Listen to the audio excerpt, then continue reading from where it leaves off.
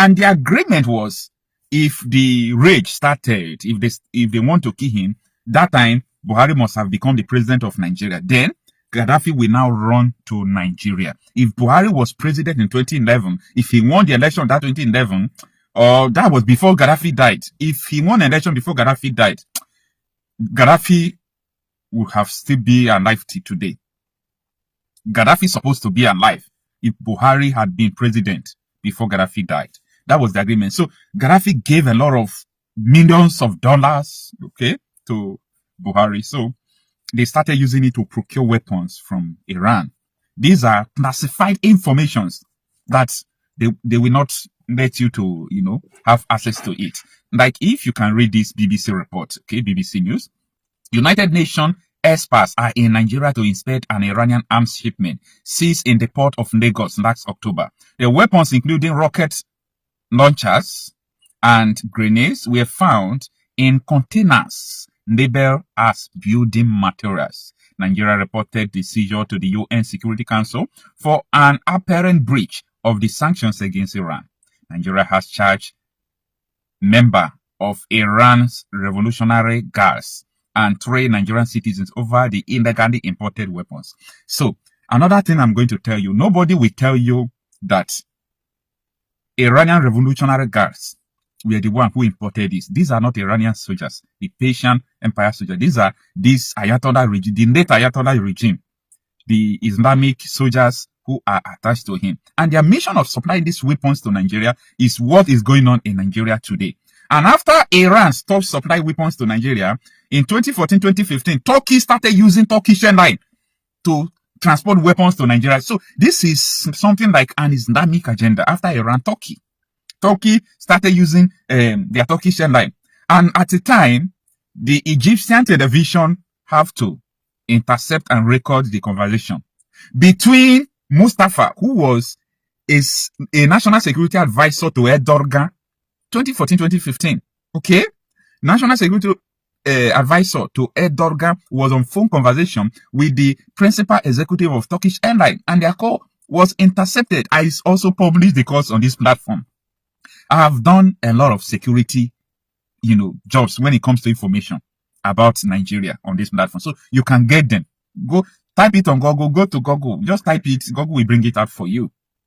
Just type Turkey sending weapons to Nigeria, Coach Happy must say, Google will bring out the video for you. You watch it.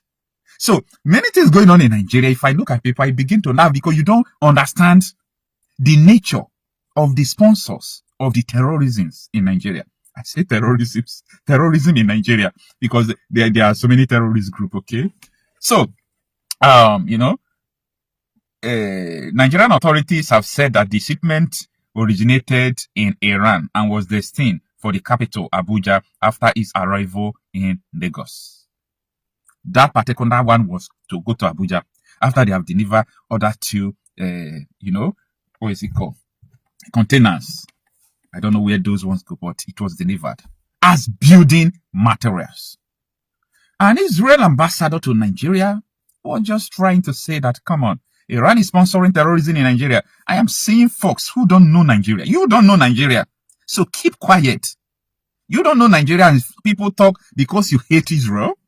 You want to say the ambassador is just trying to manipulate people or blackmail Iran. That is not true. I know what I'm talking about. Iran has been sponsoring terrorism in Nigeria. And as I speak to you, I am the first person that raised the alarm that Hamas is in Nigeria.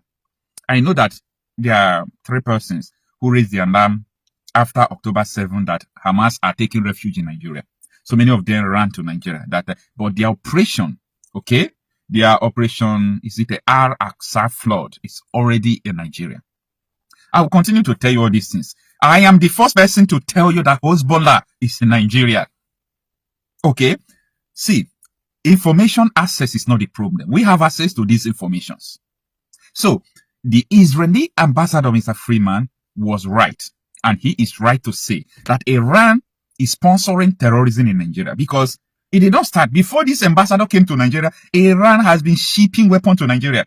I just tried to show you BBC report that UN investigated Iran's shipment of weapons to Nigeria. Anyway, It is what it is. I just want to let you know that the ambassador was right to everything he said. I watched the interview. So in case you missed the interview, take a look at it. Good morning, and thank you very much for having me on the show this morning. Look, for 47 years, Iran has had a policy of death to Israel, death to America.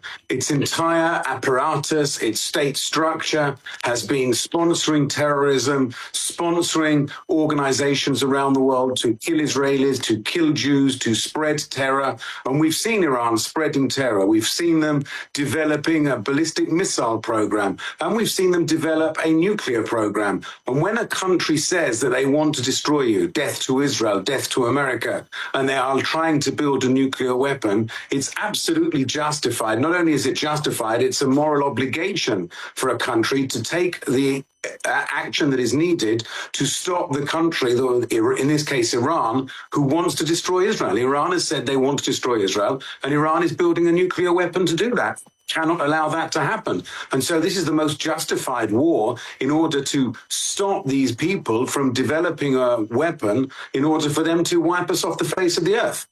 You sidestepped my question, Ambassador. I asked you pointedly. Israel has a nuclear weapon.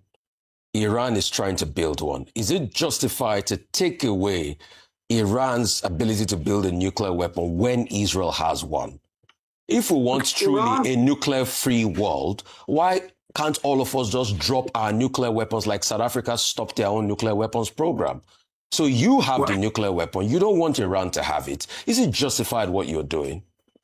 Well, firstly, Israel has never said that we have nuclear weapons. That's your statement. Israel's policy has always been that we won't be the first country to introduce nuclear weapons into the region. But the issue here is not about Israel. The issue here is about Iran. Iran is the only country in the world, in the United Nations, who expressly desires to wipe another country off the face of the earth.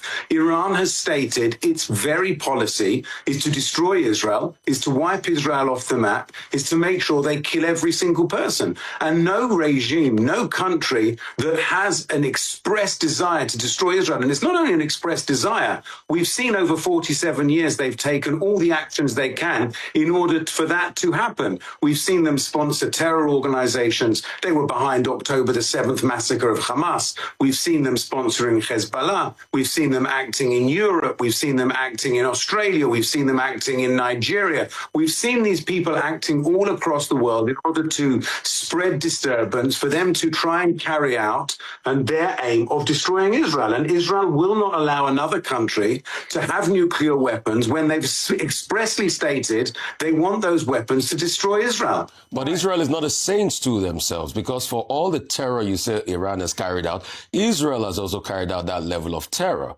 And by one stretch, you've gone ahead to kill the supreme leader in Iran. So Israel too is not a saint in all of this. Okay. I yield the floor to you. That's an absurd statement to make.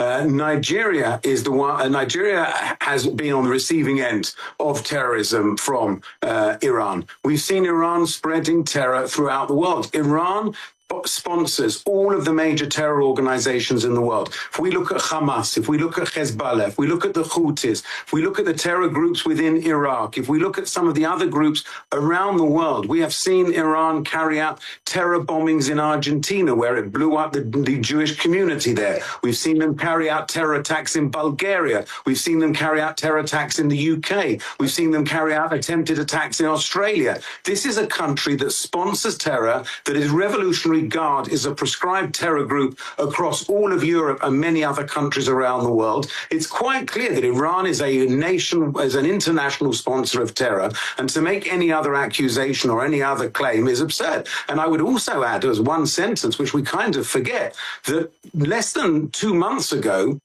there were millions of people protesting against the Iranian regime, Iranians, who said, we're not happy with what's going on in the country. And the Iranian regime's response was to gun them down and to massacre them. And anywhere between 30 and 70,000 Iranians were shot dead for purely saying that they weren't happy with their government. Right. And this is an illegitimate government. Okay. All right, thank you very much. Now, America has stated, well, the president has talked about the aim or what success would look like in this war to bring it to an end. A regime change is top of that agenda. What is Israel looking at from this war? I say this because back to the question around justification, there was no imminent threat or indication of an imminent attack on Israel by Iran. Number two is that there are critics that have said that you don't respond to, potential war with force. You respond with an attack with an attack. What would you have to say about that? Because even within, your country, a number of people have stated that perhaps it wasn't justified. Yes, you've talked about threats being made here and there, but nothing, no imminent action or no imminent strike was done by Iran. So Israel made the first move. Is it justified? That's the big question on a number of people's lips. Well, Israel absolutely did not make the first move. Iran has been making moves for 47 years. For 47 years, they've been sponsoring terrorism. They've been